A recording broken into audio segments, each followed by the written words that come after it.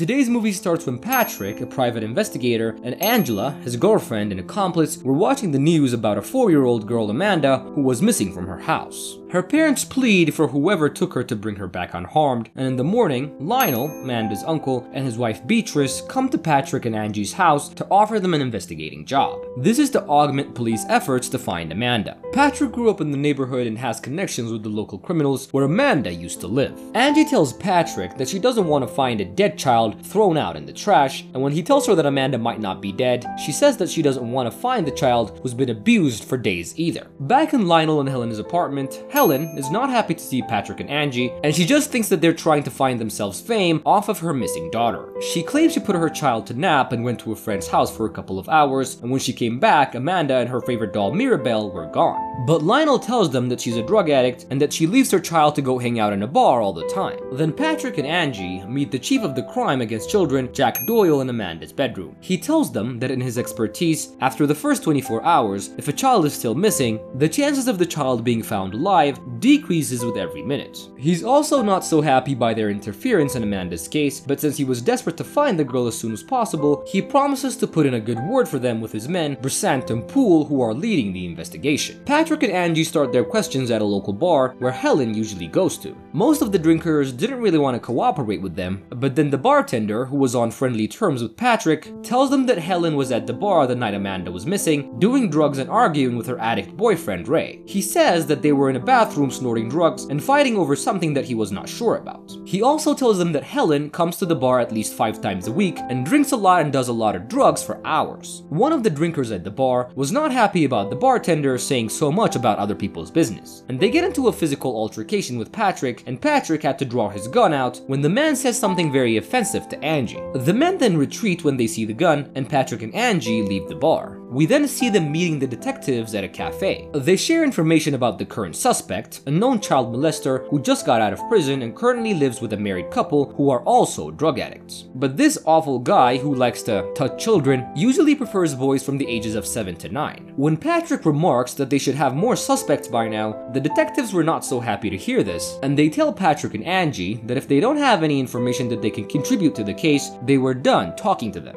But then Patrick tells them that Helen lied about her whereabouts the night of the abduction. Patrick continues his inquiries with an old friend, now a local drug lord, about Ray, as well as the married couple who are harboring the child molester. He tells him that he doesn't know anything about the couple, and that Ray no longer works for him, rather to another Haitian drug lord named Cheese. Patrick then tells Brissant to ask Helen about Cheese. After a few tossing and turning, she confesses to smuggling drugs for Cheese, then somehow she and Ray have managed to steal $130,000 from him. She also tells them that the money was in Chelsea with Ray. When they go to Ray's apartment, they find Ray tortured and murdered, then Helen tells them that she buried the money in Ray's backyard. After digging out the money, Brissant suggests to give up the money for Cheese and return for Amanda. Patrick says that it's probably the FBI's jurisdiction to handle the ransom, but Brissant insists that they take care of it themselves. Then Patrick claims to know Cheese from his childhood and tells them that it's better if he talks to him. And when Patrick and Angie talk to him, he denies of any money being stolen from him and that he knew nothing about the lost little girl. Then Patrick threatens him, saying that if he is lying, he will use all his money and connections and resources to destroy him and his little empire. Cheese gets very mad about this threat, and he tosses them out of his house, threatening them to never set foot in his house again. When Patrick tells the two detectives how it went down with Cheese, they get very mad and say that it would have been better to take care of it themselves in the first place. In the morning, Brissant calls Patrick and Angie and tells them that Cheese called and he told them to meet him down at the station. Wait, hold on. Did you subscribe to our channel? Come on guys, you're here, you're watching the video, help us out by hitting the subscribe button as it really helps out me and my team to make more videos for you guys. And now, let's get back to the recap. At the station, Jack Doyle shows them Cheese's phone transcripts and tells them that Cheese agreed to return Amanda safe if he gets his money back.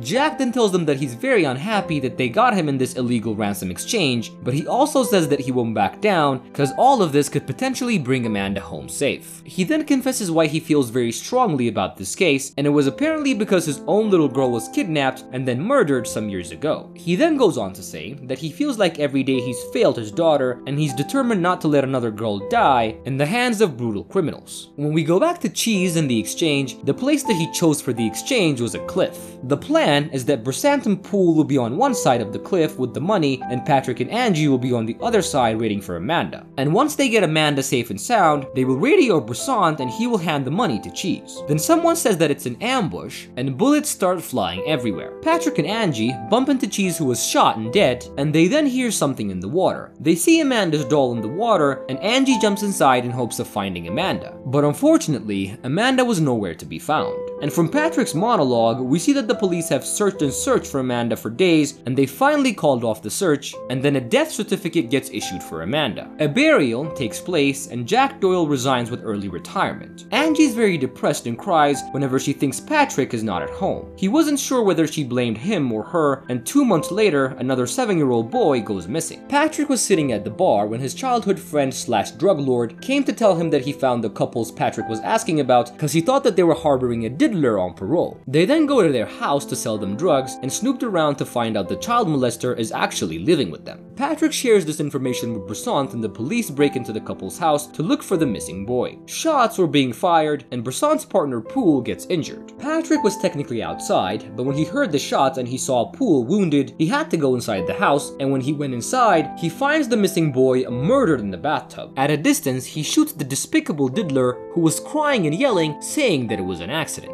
We also see that Poole gets taken to the hospital immediately, but unfortunately, he doesn't make it. Patrick was so shaken by the guilt because he murdered another human being. Angie praises him for doing so, but he was neither proud or felt as though it was right. But everybody around him, including Brissant, tell him that he did the right thing and that he should stop blaming himself. In an attempt to console Patrick, he tells him how he once planted evidence on an abusive father. The father was a drug addict who was not treating his child properly, and to help the kid get away and have a better life, he planted a stash of heroin on the father's apartment to get him arrested for possession. And he goes on to tell him that Ray, Helen's dead boyfriend, somehow helped. Patrick then learns that Brissant knew Ray before Amanda's disappearance and wondered why he lied to him. He asks Lionel to meet him in a bar and confronts him, and Brissant threatens Lionel not to meet Patrick over the phone because he doesn't trust him. But Lionel meets Patrick and Angie anyways, and at first he denies any relations with Brissant, but as the interrogation grew harder, he admits to conspiring with Brissant to stage Amanda's disappearance. He says when he heard Helen and Ray fighting about the money and planning to flee out of the country, he was worried Helen was going to leave Amanda behind. So he called Brissant and they conspired to take Amanda, since they both believed that Helen was not fit to be a mother. They also conspired to get Helen to hand over the money to them by making her believe Cheese took her child because she took his money. But his wife Beatrice was completely in the dark of all their plan, and she lost her mind and called the police and the press. Then Brissant and Lionel planned to stage fake exchanges and talk to Cheese's men to set up Cheese to come to the cliff, but when Cheese figures out what happened, he panicked and started shooting, and in the middle of the shooting, Amanda, who was blindfolded, panicked and ran into the river. He says that it was a complete accident and that he felt bad about losing his niece. While they were talking, Brissant enters the bar wearing a mask, staging a robbery to interrupt their conversation. Patrick realizes that Brissant wants to kill him in order to silence him, so they start yelling that Brissant was the one that kidnapped Amanda. The bartender shoots Brissant twice in the back, and Brissant flees, pursued by Patrick to the rooftops of a nearby building, where he dies from his wounds. Patrick is then questioned by the police, and he learns in the process that the police don't have any phone transcripts. So he suspects Jack is also involved in the conspiracy, and then he goes back to Jack's home and he finds Amanda there. But then Jack explains that when he heard Helen was a drug addict, he decided to help Brissant. He knew that Amanda was better off without her mother, and that he and his wife can give her a better life than Helen could.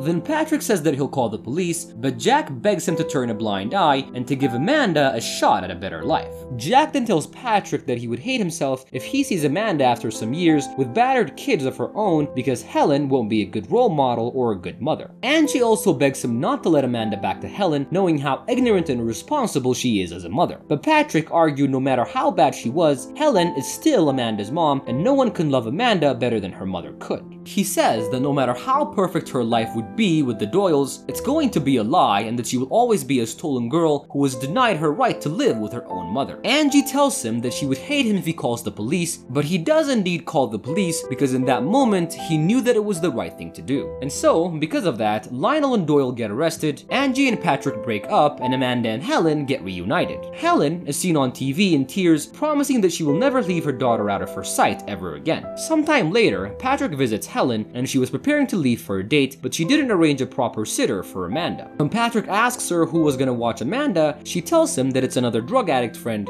but she didn't even tell her that she has to watch Amanda until Patrick asks. So Patrick offers to watch Amanda for her, and after Helen left, he sits with Amanda to watch a movie, and he asks her about her favorite doll, Mirabelle, but Amanda says that her doll's name is Annabelle and not Mirabelle. Patrick then realizes that Helen didn't even know her daughter's favorite doll, and wonders if he's made a mistake bringing Amanda back to her mother. And this is how today's recap comes to an end. I hope you guys enjoyed this. Make sure to leave me a like, leave a comment, and most of all, subscribe to my channel. I love you guys so much, and I promise to see you on my next recap. Bye!